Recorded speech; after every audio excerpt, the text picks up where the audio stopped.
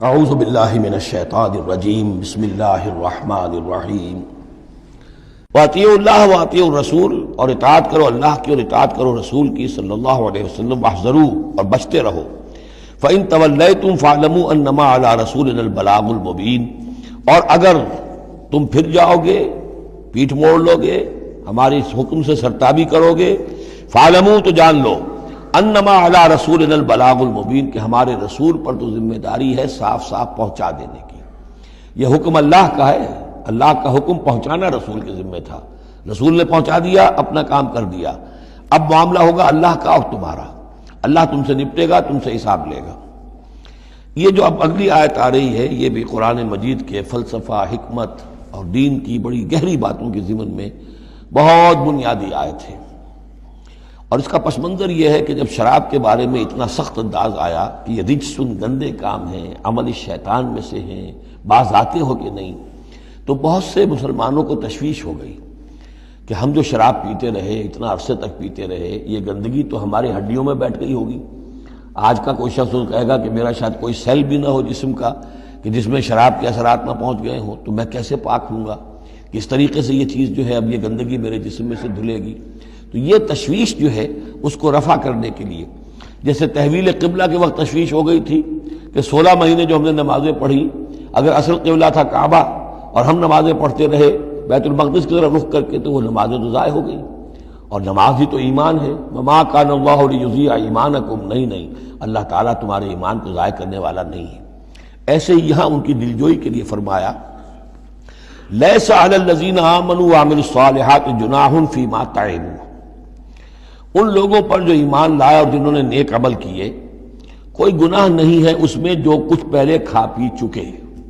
کسی شے کی حرمت کے قطعی حکم کے آنے سے پہلے جو کچھ کھایا پیا گیا، جبکہ اس کی حرمت کا اعلان نہیں ہوا تھا، تو اس کا کوئی گناہ ان پر نہیں رہے گا۔ یہ کوئی ان کی ہڈیوں میں بیٹھ جانے والی شے نہیں ہے۔ یہ مورل لا ہے، یہ فزیکل لا نہیں ہے۔ فزیکل لا میں تو ہوتا ہے کہ کچھ چیزوں کے اثرات جو ہیں وہ دائمی ہو جاتے ہیں۔ مورل لا میں تو یہ ہے کہ بڑے سے بڑا گناہ ہو، کوہ احد جتنے گناہ ہوں، صدق دل سے توبہ کی جائے، سب صاف ہو جائیں گے۔ التائب من الذنب کمن لا ذنب لہ، گناہ سے حقیقی معنی میں توبہ کرنے والا بالکل ایسے ہے جیسے اس نے کبھی گناہ کیا ہی نہیں تھا۔ وہ تو نامہ اعمال جو ہے بالکل دھل جاتا ہے۔ لہذا اس تشویش کو اپنے قریب مت آنے دو۔ لیس علی الذین آمنوا وعملوا الصالحات جناح فیما طعموا، اب جو آ رہا حصہ، اذا اتقوا وآمنوا وعملوا الصالحات ثم اتقوا وآمنوا ثم اتقوا واحسنوا واللہ یحب المحسنین، جب تک کہ وہ تقوی کی روش اختیار کیے رکھیں اور ایمان لائیں اور نیک عمل کریں، پھر اور تقوی میں بڑھیں اور ایمان لائیں، پھر اور تقوی میں بڑھیں اور درجہ احسان پہ فائز ہو جائیں۔ واللہ یحب المحسنین، اور اللہ تعالی محسنوں سے محبت کرتا ہے۔ یہ 3 درجے ہیں اصل میں۔ ایک درجہ اسلام ہے، اللہ کو مان لیا، رسول کو مان لیا اور اس کے احکام پر چل رہے ہیں۔ ایک اس سے اوپر کا درجہ ہے ایمان، کہ وہ یقین کے درجے میں قلب میں وہ ایمان اتر گیا ہو اب۔ اور جب یہ ایمان قلب کے اندر اتر گیا ہے، وَلَٰكِنَّ اللَّهَ حَبَّبَ إِلَيْكُمُ الْإِيمَانَ وَزَيَّنَهُ فِي قُلُوبِكُمْ، تو اب انہی اعمال میں، نماز پہلے بھی پڑھ رہا تھا، اب نماز کی اور شان ہوگی، اس کی بھی اور کیفیت ہوگی، اس کی زندگی کے اندر ایک نیا رنگ آ جائے گا۔ صبغۃ اللہ ومن احسن من اللہ صبغہ۔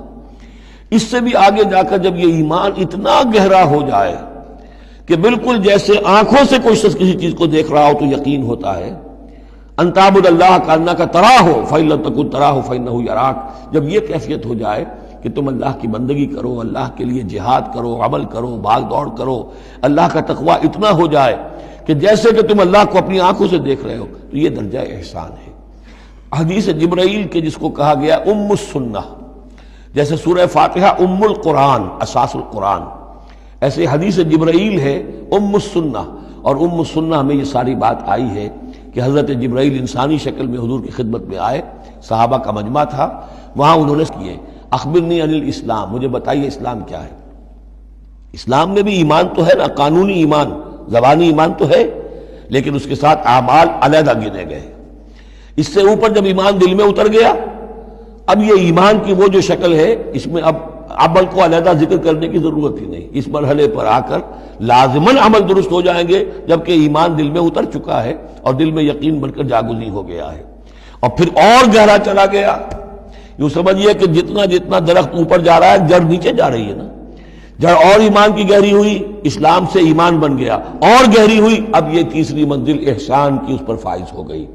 تو جب پوچھا گیا کہ اخبرنی عن الاحسان، اے نبی مجھے بتائیے احسان کیا ہے، تو آپ نے جواب دیا، اور یہ جواب 3 روایتوں میں 3 مختلف الفاظ میں ہے. ان تعمل للہ کانک تراہ، ان تخشى اللہ کانک تراہ، ان تعبد اللہ کانک تراہ فإن لم تکن تراہ فإنہ یراک. یہ تینوں میں ہے. اللہ کی بندگی، اللہ کی پرستش، اللہ کے لیے بھاگ دوڑ، اللہ کے لیے عمل، اللہ کے لیے جہاد، یہ انسان ایسی کیفیت سے سرشار ہو کر رہا ہو گویا کہ اپنی آنکھوں سے اللہ کو دیکھ رہا ہے.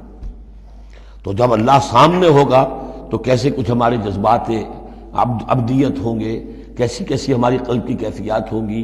اس دنیا میں بھی یہ کیفیت حاصل ہو سکتی ہے، لیکن یہ اگر بہت کم لوگوں کو حاصل ہو تو اس سے ایک نچلا درجہ بھی ہے احسان کا، کہ کم سے کم یہ بات ہر وقت مستحضر رہے کہ اللہ مجھے دیکھ رہا ہے. فَإِن لَمْ تَكُن تَرَاهُ فَإِنَّهُ يَرَاكَ. تو یہ 3 درجے ہیں جو یہاں آئے، کہ ایک بیس لائن ہے لَيْسَ عَلَى الَّذِينَ آمَنُوا وَعَمِلُوا الصَّالِحَاتِ، یہ بیس لائن ہے. جُنَاحٌ فِيمَا طَعِمُوا إِذَا مَا اتَّقَوْا.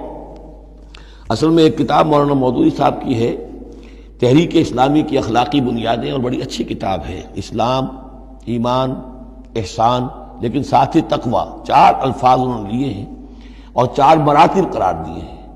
اس میں سے تشریحات تو ساری ٹھیک ہیں، لیکن میں ترتیب کے اعتبار سے اس آیت کی روح سے میرے نزدیک اس میں ایک اصلاح کی ضرورت ہے. تقوی کوئی مقام نہیں ہے.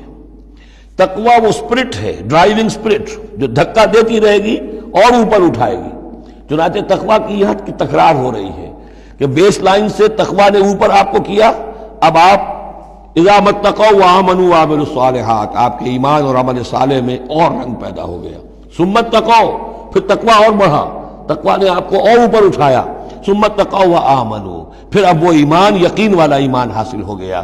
اب یہاں عمل صالح کے علیحدہ ذکر کی ضرورت ہی نہیں. جب دل میں ایمان اتر گیا تو حضور نے فرمایا کہ الا ان فی الجسد مضغۃ اذا صلحت صلح الجسد کلہ واذا فسدت فسد الجسد کلہ. تو اس کے حوالے سے اب پورا کا پورا جسم ٹھیک ہو جائے گا. ثم اتقوا، پھر تقوی اور ہے تو اس کے نتیجے میں وَأَحْسَنُوا، درجہ احسان پر فائز ہو جائے انسان. اللہم ربنا اجعلنا منہم واللہ یحب المحسنین. اللہ اپنے ایسے محسن بندوں کو، درجہ احسان تک پہنچ جانے والے بندوں کو، جیسا کہ اس سے پہلے آیا تھا عمو وسمو، ایک غلط راستہ ہے کہ اندھے ہو گئے بہرے ہو گئے، اللہ نے پھر ڈھیل دی اور اندھے ہو گئے اور بہرے ہو گئے، اللہ نے اور ڈھیل دی اور اندھے ہو گئے اور بہرے ہو گئے.